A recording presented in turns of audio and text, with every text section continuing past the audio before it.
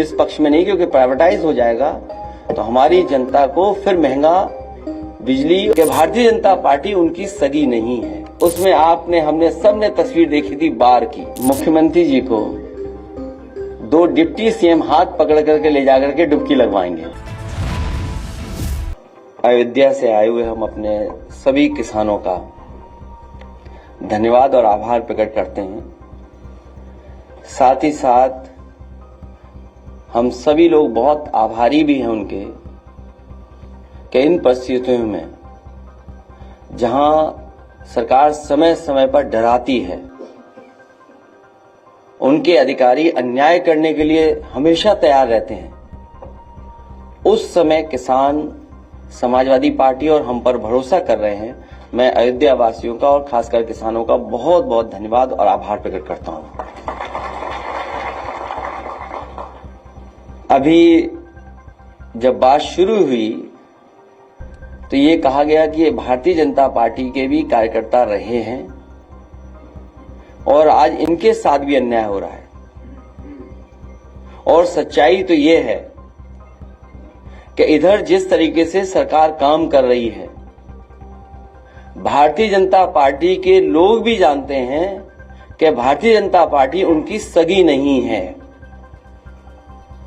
इधर जिस तरीके से भारतीय जनता पार्टी फैसले ले रही है, काम कर रही है, भारतीय जनता पार्टी के लोग भी ये महसूस कर रहे हैं कि भारतीय जनता पार्टी उनकी सगी नहीं है। और मैं एक उदाहरण नहीं, कई उदाहरण दे सकता हूं।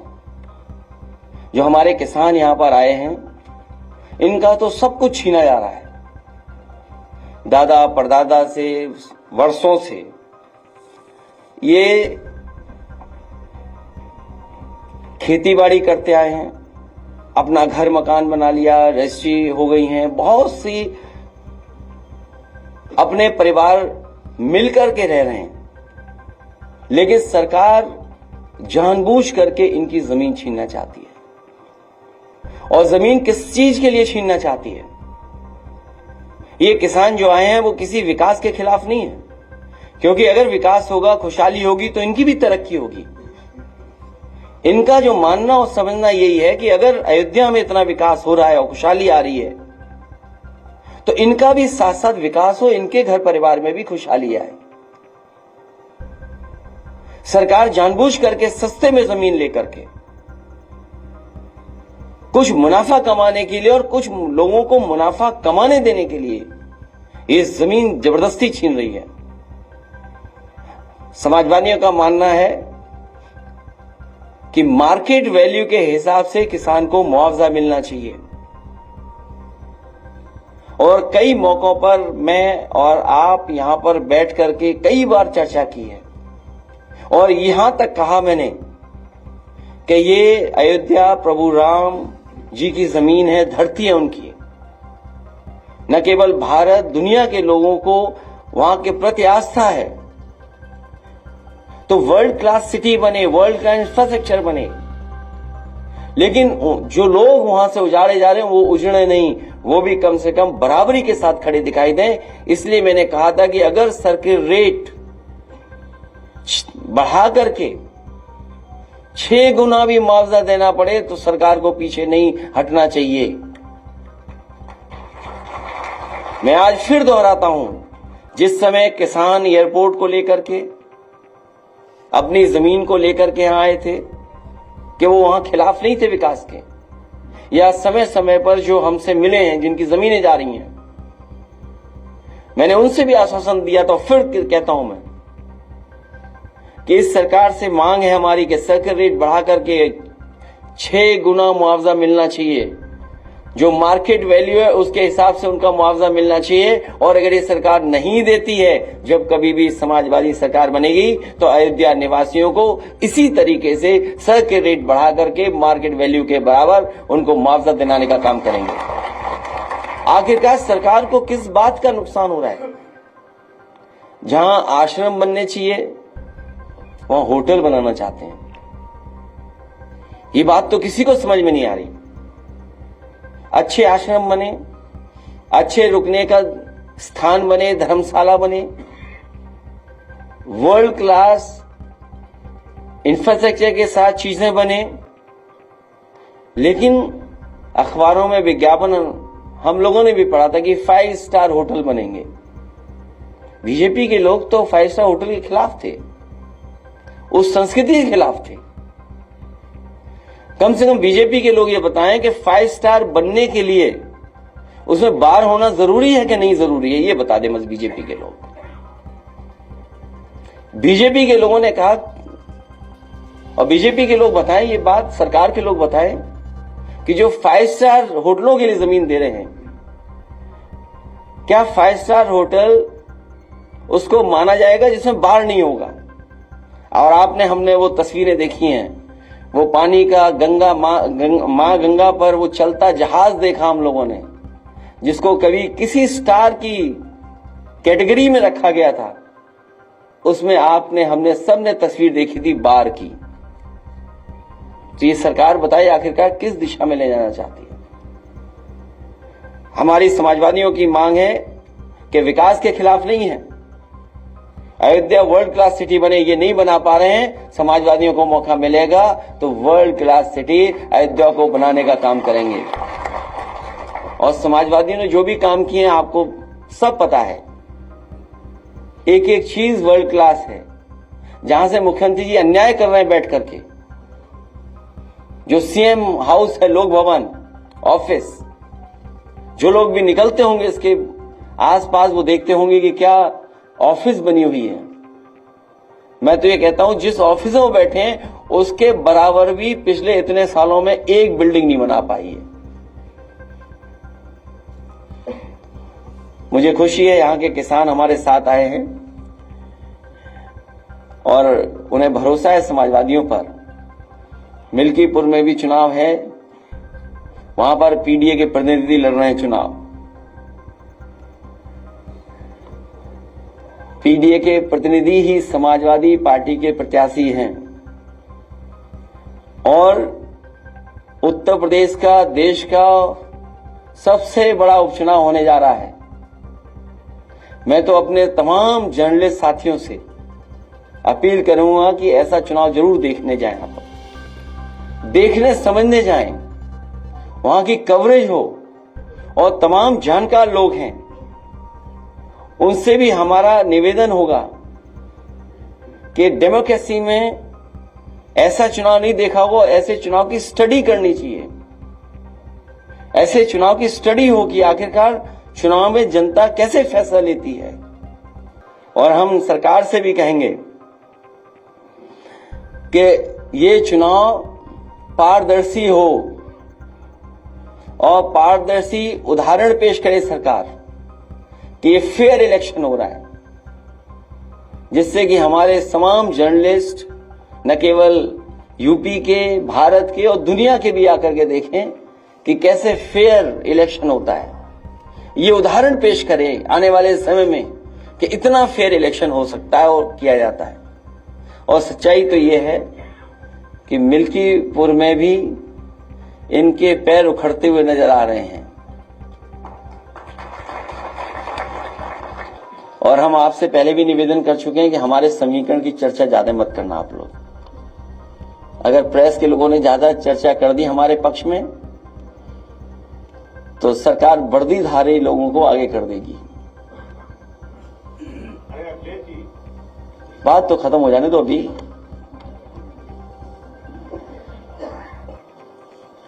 और भाजपा को हराने के लिए हमारे किसान तो हैं ही तैयार, भाजपा को हराने के लिए व्यापारी भी तैयार हैं, भाजपा को हराने के लिए युवा भी तैयार हैं, भाजपा को हराने के लिए महिलाएं भी, बहनें भी तैयार हैं। ये जो चुनाव होने जा रहा है इसमें बुरी हार भारतीय जनता पार्टी हार करके आएगी। मैं एक बार फिर अपने आए हुए किसानों का धन्यवाद देता हूं और मैं उन्हें भरोसा दिलाता हूं विधानसभा में भी, लोकसभा में भी आपकी बात को रखेंगे और आपके लिए समाजवादी पार्टी लड़ेगी भी, हक दिलाएगी भी। और आने वाले समय में सरकार बनेगी तो सर्किल रेट बढ़ा करके आपको मुआवजा दिलाने का काम हम सब लोग मिलकर के करेंगे। अगर जिस तरह लगातार अयोध्या के मामले में चोरी लगातार आप सवाल उठा रहे हैं कि जमीनों का अधिग्रहण किया जा रहा है, उसके बावजूद सरकार सुनने को तैयार नहीं, तो क्या समाजवादी पार्टी के कार्यकर्ता और कांग्रेस पार्टी के नेता फ्रंट पे भी उतर के इसके खिलाफ लड़ाई लड़ेंगे? कई बार सुधार आता है फिर बिगड़ जाती है बीजेपी। जब यहां पर बातचीत आपसे होती है तो सुधार आता है और फिर बिगड़ जाते हैं। और इससे महत्वपूर्ण सवाल हमारे पत्रकार साथियों को ये पूछना चाहिए और बताना चाहिए जनता को भी कि आखिरकार सब रजिस्ट्रियां बीजेपी वालों की कैसे हो रही हैं। लोग कह रहे थे कि आप गंगा नहाने कब जाएंगे, और आप गंगा नहाने गए भी, और उसकी एक तस्वीर आपने वायरल की जो लाखों लोगों ने देखी। उस तस्वीर जो आप चेन पकड़ के हैं उसको लोग देख के विरोधी जो है ठंडे बस्ते में चले गए और कह रहे हैं कि आप द मोस्ट हैंडसम पॉलिटिशियन। मैं अपने साथी का धन्यवाद देता हूं और मुझे अच्छा लगता है कि सबसे पहले सवाल आप ही और सबसे अच्छा सवाल आप ही पूछते हो। अब मुझे तो ये लगता है कि मुख्यमंत्री जी को 2 डिप्टी सीएम हाथ पकड़ करके ले जाकर के डुबकी लगवाएंगे।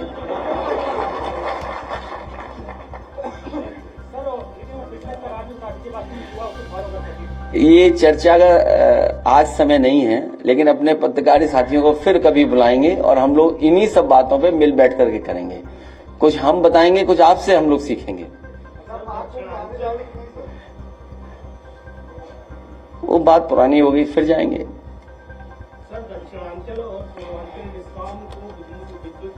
हम लोग इसके पक्ष में नहीं कि प्राइवेटाइज हो, इस पक्ष में नहीं, क्योंकि प्राइवेटाइज हो जाएगा तो हमारी जनता को फिर महंगा बिजली और तमाम सरकारी नौकरियां, जो बात हम लोग कहते थे संविधान के साथ खिलवाड़ हो रही है। संविधान में मोटी मोटी बात जो हम सब आप समझते हैं कि संविधान के तहत ही हमें आरक्षण मिला है, और जब प्राइवेट हो जाएगी चीज तो आरक्षण नहीं मिलेगा, आपको नौकरी नहीं मिलेगी। तो संविधान में जो हमें हक अधिकार मिलता है उसके खिलाफ भारतीय जनता पार्टी काम करती है।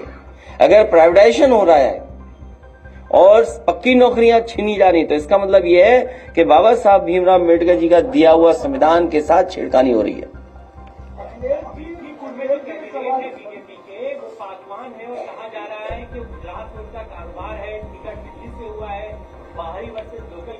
मेरा तो एक ही निवेदन और अपील रहेगा कि गुजरात वालों से बच के रहना। इसमें कोई दो राय नहीं, जितना समाजवादी के शासन में उत्तर प्रदेश के अंदर कार्य हुआ है और जितना देखा ही गया है कि समाजवादी ने जो काम किए हैं उसकी एक आस्था दिखती, लेकिन क्या वजह रही लगातार पिछले 2 बार समाजवादी बैकफुट करते रही, इसकी वजह क्या रही इतने काम कराने के बाद? ये भी अभी सवाल जाने कहां का है। हम अपने पत्रकार साथी को बता दें कि जब, हालांकि ये हमारे किसान और सभी लोग आए हैं, जब यहां पर सब स्टेशन के लिए जमीन लेनी थी घंटाघर के पास, तो क्योंकि जो घंटाघर के आसपास का सौंदर्यीकरण था तो वो सब स्टेशन नहीं हटता तो स्पेस नहीं बन रहा था, एरिया नहीं निकल रहा था। तो समाजवादी पार्टी की उस सरकार में हम लोगों ने फैसला लिया था कि सब स्टेशन हटाया जाए, और जब सब स्टेशन हटाने का फैसला लिया गया तो जमीन वहां नहीं थी। और मेरे पास कई बार अधिकारी आए, उन्होंने कहा सब स्टेशन मत हटाइए क्योंकि सरकार का पैसा चला जाएगा अगर आप जमीन दूसरी लेंगे।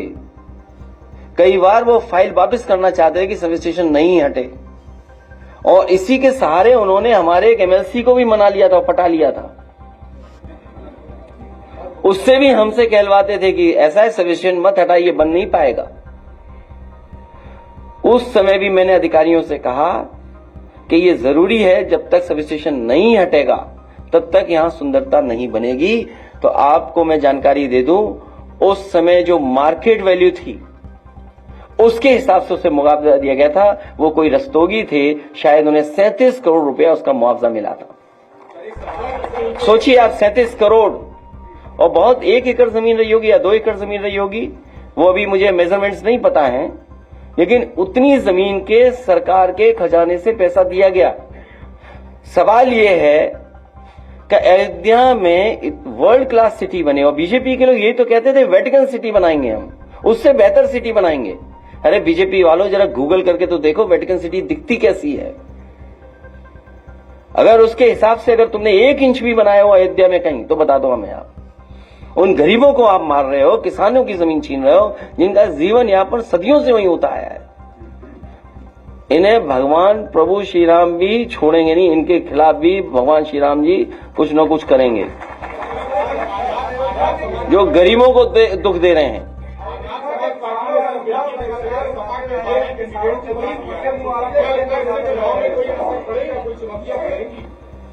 देखिए, समाजवादी पार्टी का प्रत्याशी पीडीए परिवार का है, वो लड़ने जा रहा है, वो मुकाबला कर रहा है। पिछले कई दिनों से काम हो रहा है, हमारा ऐतिहासिक जीत होने जा रही है। बस हमारा आपसे निवेदन है, हमारे समीकरण की आप चर्चा करते हो कई बार, हमें चैनल पर डर लगने लगता है। हमारे ही रास्ते पर भारतीय जनता पार्टी चलेगी, उस पर दूसरा कोई रास्ता नहीं है। जब भी उन्हें विकास के रास्ते पे चलना पड़ेगा तो हमारे ही रास्ते पर, ये पीडीए के रास्ते पर है। और देखिए पीडीए का कमाल क्या हुआ, कुंभ के मेले में हर खंबे पे पीडीए पीडीए लिख गया। आप पता करिए, आप जानते होंगे, हर खंबे पे पीडीए लिखा हुआ था। तो बताओ प्रभु श्री राम ने करा ये कि नहीं किया? बाद में जब सरकार को पता लगा तो हटवाने में लग गए, क्योंकि पीडीए का मतलब जो बीजेपी के अधिकारी को पता ही नहीं था, प्रयागराज डेवलपमेंट अथॉरिटी। सोचिए हमारा कितना प्रचार किया कुंभ में, अब सुना है कि सब हटवा दिए गए सरकार ने। सोचो ऐसी सरकार है। अजय जी, अयोध्या के किसानों का मुद्दा आप लगातार उठाते रहे हैं कि मुआवजे को लेकर दिक्कत है। लगभग 2 महीने पहले आवास विकास परिषद के सचिव नीरज शुक्ला ने प्रेस कॉन्फ्रेंस की थी, और उस प्रेस कॉन्फ्रेंस में जो है अयोध्या के किसानों की बात की। उन्होंने कहा कि हम लैंड पूलिंग पे बात कर रहे हैं कि लैंड पूलिंग के जरिए किसानों को जमीन दी जाएगी, किसान इस पे राजी हो कि वो अपनी पूरी जमीन देंगे और उसका 25% हिस्सा हमने डेवलप एरिया में देंगे। लेकिन किसान जो है लगातार बड़े ज्यादा मुआवजे की मांग कर रहे हैं, जो उनके लिए देना जो है लैंड पुलिंग या इस तरह की जो शब्दावली ला रहे हो, जो कई स्टेटों में सक्सेसफुल भी है, फेलियर भी है, ये लैंड एक्विजिशन का तरीका। पूरा सरयू नदी के आसपास लैंड एक्विजिशन हो गई, किसानों को कितना लैंड पुलिंग में मिला है बता दे सरकार हमें। अगर कहीं भी अयोध्या में किसानों की जमीन लेने के बाद किसानों को कहीं डेवलपमेंट के लिए जमीन दी गई हो, डेवलप करके जमीन दी हो तो बता दें हमें। पूरा सरयू के आसपास सभी जमीन बिक गई। अधिकारियों का कहना है किसान राजी नहीं है लैंड पूलिंग के लिए। हम भी राजी नहीं हैं। हम मार्केट वैल्यू के हिसाब से पैसा चाहते हैं, किसानों को मुआवजा मिले। अधिकारियों के चक्कर में रहोगे तो समझ लो क्या करना पड़ेगा तुम्हें। इससे अलग हटके है सर, आज बॉलीवुड के अभिनेता सैफ अली खान पे हमला हुआ है, जिसकी अभी प्रेस कॉन्फ्रेंस जो आके डॉक्टर्स कर रहे हैं। 6 जगह हमला हुआ था, चाकू का टुकड़ा भी उनकी रीढ़ की हड्डी से मिला है। हालांकि सुबह सुबह ये खबर आई थी और लगातार सभी चैनलों पे चल रही है। सैफ अली खान स्वस्थ रहे, उनका इलाज अच्छा हो। क्या कारण है, किस कारण हुआ है, ये हमारी जानकारी में नहीं है, इसलिए हम इस पर कोई टिप्पणी नहीं कर सकते। लेकिन इस तरह की घटना किसी बड़े व्यक्ति के साथ न हो।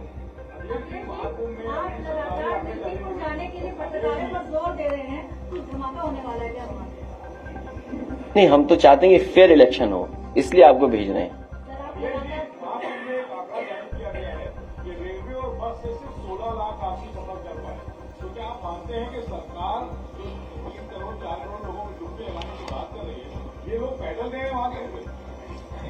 सरकार का हर आंकड़ा वो है फर्जी, और हमारा पत्रकार साथी सही बोल रहा है, हम इसको धन्यवाद देते हैं।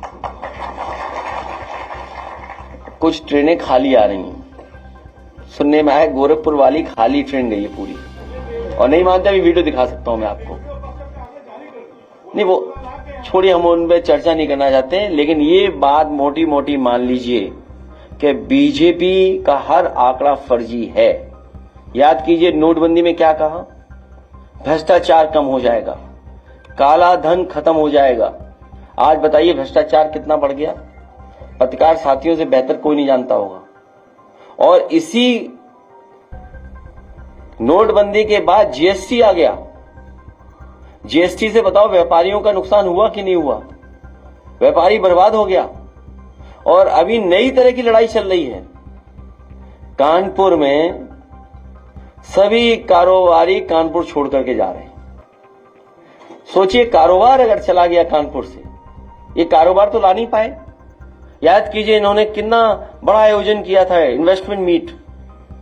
इन्वेस्टमेंट मीट का तो कुछ हुआ नहीं, कोई इन्वेस्टमेंट स्टेट के पास नहीं आया। लेकिन जो कारोबारी पहले से थे, जिनका कारोबार हो रहा था, चल रहा था, वो कानपुर छोड़ करके जा रहे हैं, लखनऊ छोड़ करके जा रहे हैं। ये इनकी जीएसटी वसूली और इनके भ्रष्टाचार की वजह से छोड़ करके जा रहे हैं।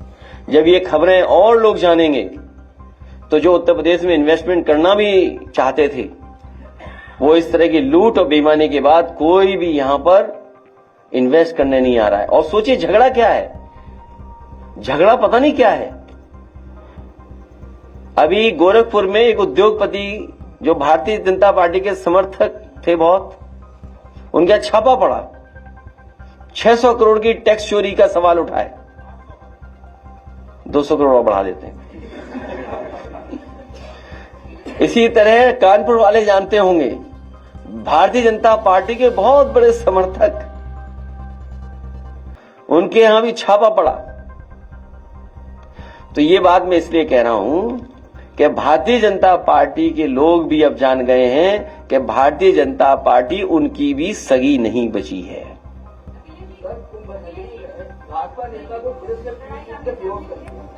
वो मैंने ट्वीट कर दिया, वो एसटीएफ का सवाल है।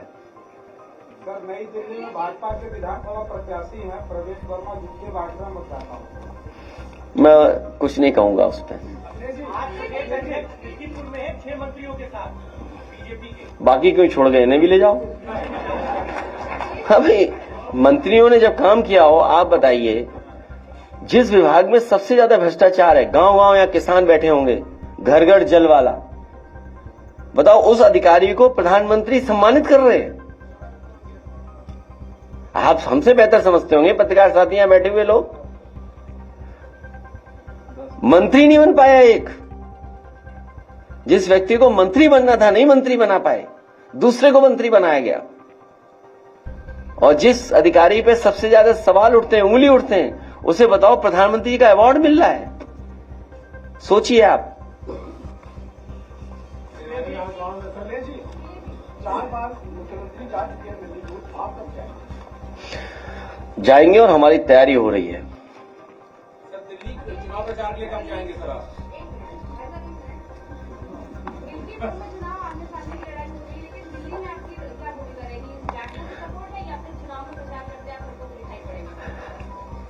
समाजवादी पार्टी का आप पार्टी को समर्थन है, इसका मतलब ये नहीं कि हम कांग्रेस के विरोध में खड़े हैं। जो हमारी रणनीति थी, जिस रणनीति के सहारे हम लोग काम कर रहे हैं, वो रणनीति यही बताती है कि आप ही पार्टी जो संघर्ष में है और जिस मसले को लेकर के जहां से शुरुआत इंडिया गठबंधन हुआ है कि रीजनल पार्टी जो जहां मजबूत है उसके साथ खड़ा होगा।